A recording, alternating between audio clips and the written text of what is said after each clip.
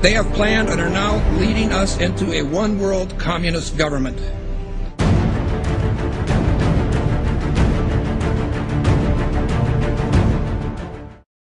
Executive order signed by President Obama has sparked controversy on both sides of the political aisle. The National Defense Resources Preparedness Executive Order was signed quietly Friday night. It gives the president the power to control U.S. resources. The Rules Committee is going to meet in the House. They are going to come up with a rule that makes it okay for them to do a same-day bill. So they'll pass this rule. It's, believe it or not, called martial law. This would give the President of the United States the authority to declare basically martial law during times of peace. There are new disturbing developments out of Washington tonight regarding the president's belief that he has the legal authority to assassinate U.S. citizens.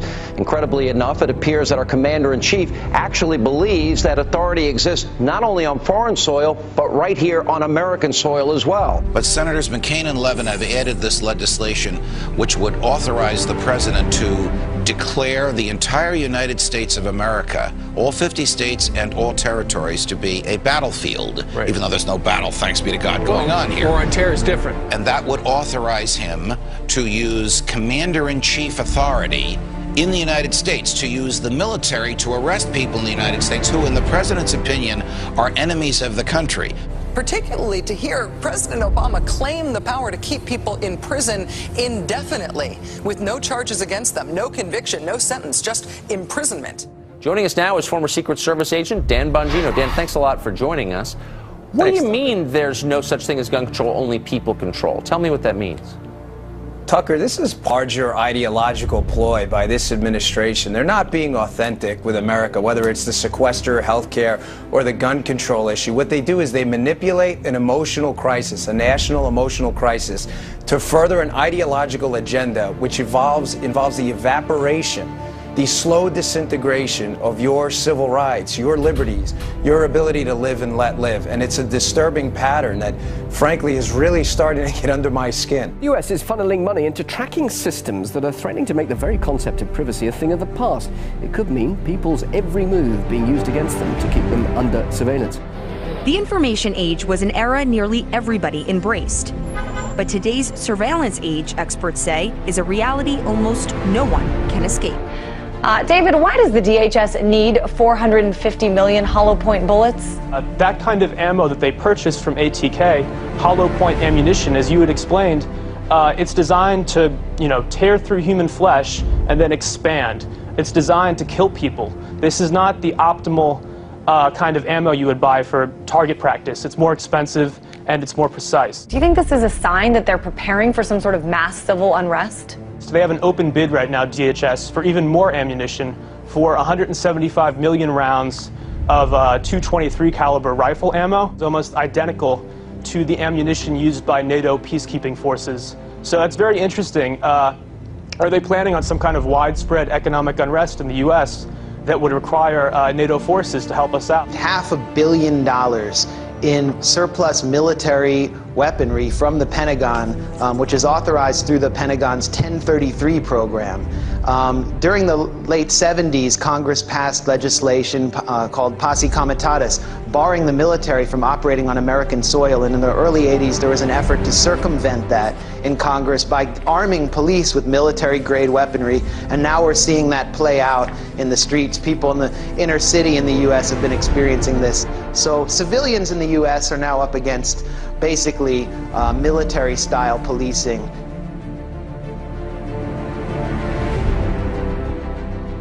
The battle against terrorism involves all of us. Everybody in this country is a potential terrorist. The Department of Homeland Security sent to law enforcement agencies across the country warning about the potential for an increase in right-wing extremist activity. It warns about groups and individuals dedicated to single issues like abortion, immigration, and gun rights. Tonight, our focus is on every American's right to freedom of expression and freedom of religion. It's the Christians who are under siege by government officials and anti-religion groups who think Christmas and Christianity have no business in the public arena. The Department of Defense has just issued a new list of extremists that should be watched. And on that, in fact, number one Past the Muslim Brotherhood and past Hamas, Hezbollah. Number one, evangelical Christians. We begin tonight with a newly leaked U.S. Army military police training manual for what they are calling civil disturbance operations. The Army manual outlines the plan to kill rioters and demonstrators in America.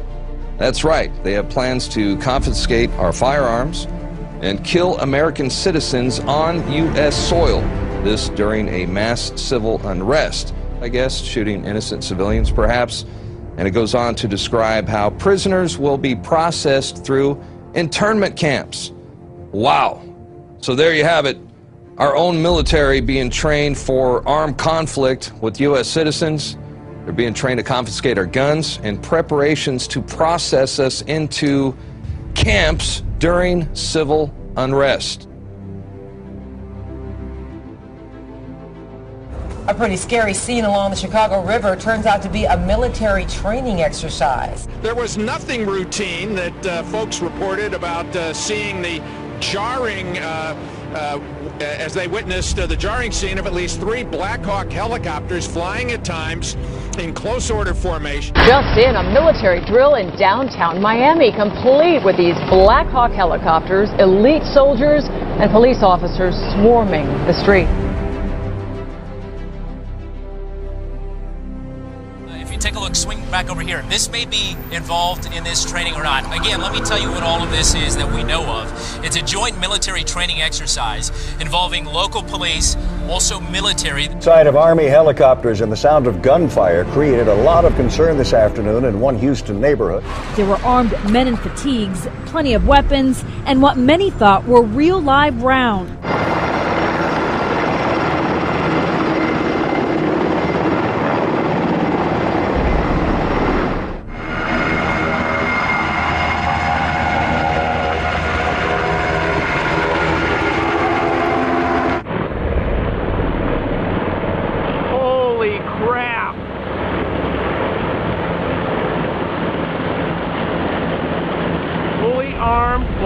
I told you they were coming. There's no lights on them. They look like bugs. So here's the article by Steve Watson. Military helicopters conduct covert exercises over U.S. bank buildings. This is all part of other drills going on to acclimate the public to being attacked by our own military that are happening here in the United States. Here it is. LAPD and elite military units conducted extraordinary counterterrorism training in the skies above downtown LA tonight. At one point, they made what appeared to be a drop-off at a park. Within seconds of landing, the helicopter was back in the air. It was a strange sight in the skies over Los Angeles. Military Special Forces flying a practice mission last night, and there are more exercises scheduled for today. The entire city of Boston is in lockdown. In the suburb of Watertown, police with guns drawn are searching door to door. I mean, we had martial law up there. FBI and all these agents coming in, closing things down, going into people's houses.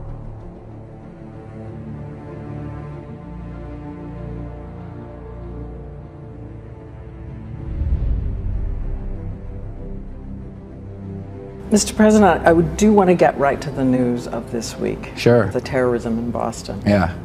Many people have wondered if it took you right back to 9/11 when you heard it. Well, at first, I was deeply concerned that there might have been a organized plot. I don't know all the facts. I don't think we all know all the facts, but I was deeply concerned that this could have been, another.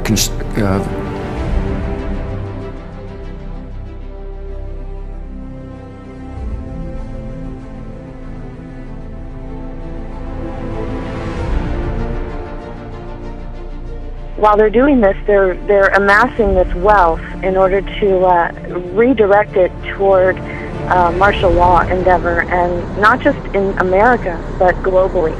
They want to lock down every country and force us into global governance, eventually force us into a global reserve currency that is like the Bancor that the IMF has been pushing.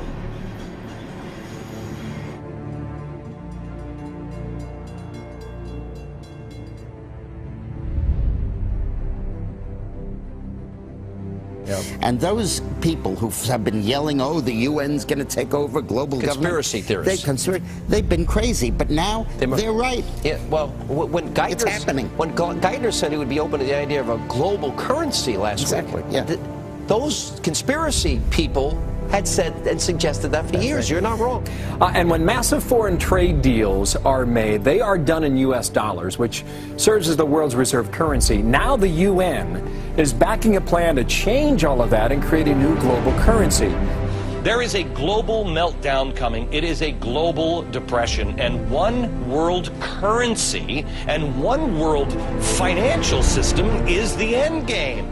China said last week they want one global currency. France said yesterday or the day before that they want one world order, a new world order, at the end of this event. U.S. State Department, the Federal Reserve, even the EPA are sending billions of dollars overseas, and many economic and political decisions made in the United States just don't benefit us. They benefit a would-be one-world government. Because of the programs like this and just the fiscal conditions that we're in, it feels like there's a greater sense of urgency to get to that one-world government. Do you feel like the Obama administration may actually be hitting the gas rather than the brake pedal when it comes to this? To answer your question, absolutely. I think Obama's got his foot on the gas pedal and is going full speed ahead with taking us towards a global government. Oil looks higher, gold looks higher, currencies look weaker, all for the reasons that we talked about before. I mean, you've got huge wage disparities. I don't know how that inevitably resolves itself. It may resolve itself in some type of a global currency crisis. And then if the global currency crisis unfolds, then inevitably you get, I guess, an alignment under a global world government, a new global currency, and a new world order. If the feds do not stop the wild spending and do not reform Medicare and Social Security, the U.S. dollar will collapse. That means that all of our savings, all of our investments, our homes, and everything else will blow up before our eyes.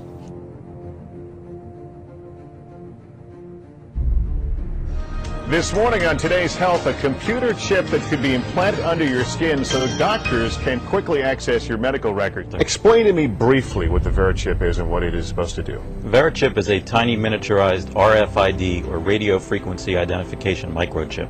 It's 11 millimeters by 1 millimeter. It's about the size of a grain of rice. Well, we've got one sitting there by a penny to give us a little perspective of the size. Very Correct. Tiny. You implant it under the skin how? It gets injected, just like getting a shot of penicillin or any medicine that you would get in a doctor's office.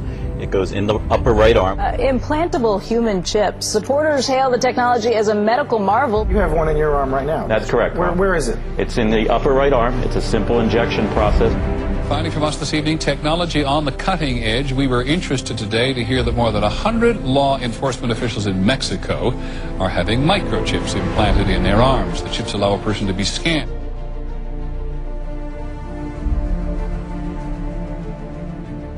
The ultimate goal that these people have in mind is the goal to create a one-world government run by the banking industry, run by the bankers. The whole agenda is to create a one-world government where everybody has an RFID chip implanted in them. All money is to be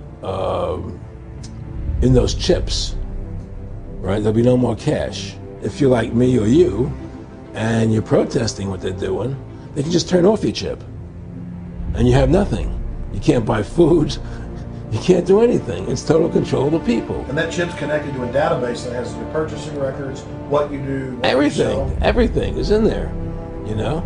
And so they want a one-world government controlled by them, everybody being chipped, all your money in those chips, and they control the chips, and they control people, and you become a slave. You become a serf to these people.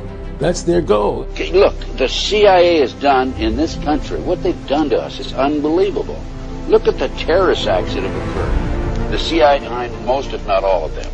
And now with the Twin Towers, World Trade Center episode, our Congress is now proposing further restrictions on our constitutional rights and civil liberties. These explosions, these terrorist acts were an excuse to pass anti-terrorism legislation. And then to implement it. And then to yes. And this is what's happening in the world today. And that's why our intelligence people are not only knew about it in advance, but probably involved. There's no question. I met Rockefeller through a female attorney I knew. He's the one who told me 11 months before 9/11 ever happened that there was going to be an event.